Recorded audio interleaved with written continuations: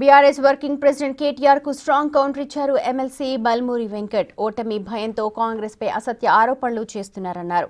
ఉద్దేశపూర్వకంగానే కాంగ్రెస్ పై బురద చల్లుతున్నారని ఆరోపించారు.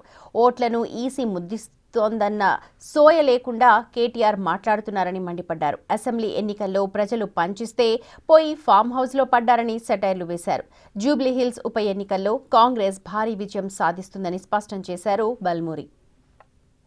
Voter list లో ఎటువంటి అవకతవకలు జరగలేదు, 100% ట్రాన్స్పరెన్సీ తోటి ఉంది. 2023లో ఉన్న లిస్టే ఉందని చెప్పని ఎలక్షన్ కమిషన్ చాలా క్లియర్ కట్ గా చెబుతున్నప్పటికీ కూడా అయినా ఓటర్ లిస్ట్ లో అవకతవకలు జరిగితే ఎలక్షన్ కమిషన్ కి ఆధారాలు తీసుకెళ్లి కంప్లైంట్ ఇస్తే వాళ్ళు దాన్ని రూపొందిస్తారు. ఓటర్ లిస్ట్ లో ఏదైతే తప్పులు చేయని కానీ ఓటర్ లిస్టు రూపొందించేది కూడా కాంగ్రెస్ పార్టీ కాదు, కాంగ్రెస్ ప్రభుత్వం కాదు. మా చేతిలో ఏముండదని తెలిసి కూడా 10 ఏళ్ళు మంత్రిగా పనిచేసిన నువ్వు సోయి లేకుండా ఉద్దేశపూర్వకంగా కాంగ్రెస్ పార్టీ పైన బురద జల్లే ప్రయత్నం చేస్తున్నావు.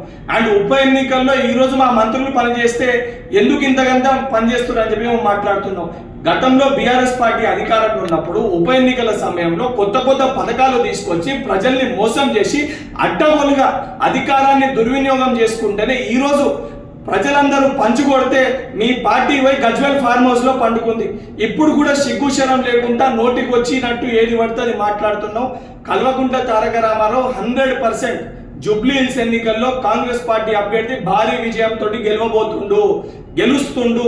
గెలుస్తుండని తెలిసే ఉద్దేశపూర్వకంగా నువ్వు ఈరోజు ఈ ఓట్ చోరీని తీసుకొని తెరపైకి తీసుకొని వచ్చి ఈ యొక్క ఓటమి నుంచి తప్పించుకునే ప్రయత్నం చేస్తున్నావు. ఎన్నికల ముందే నువ్వు ఈ ఓటమిని నువ్వు అంగీకరించినట్టు నీ మాటల ద్వారా చాలా స్పష్టంగా అర్థమవుతుంది.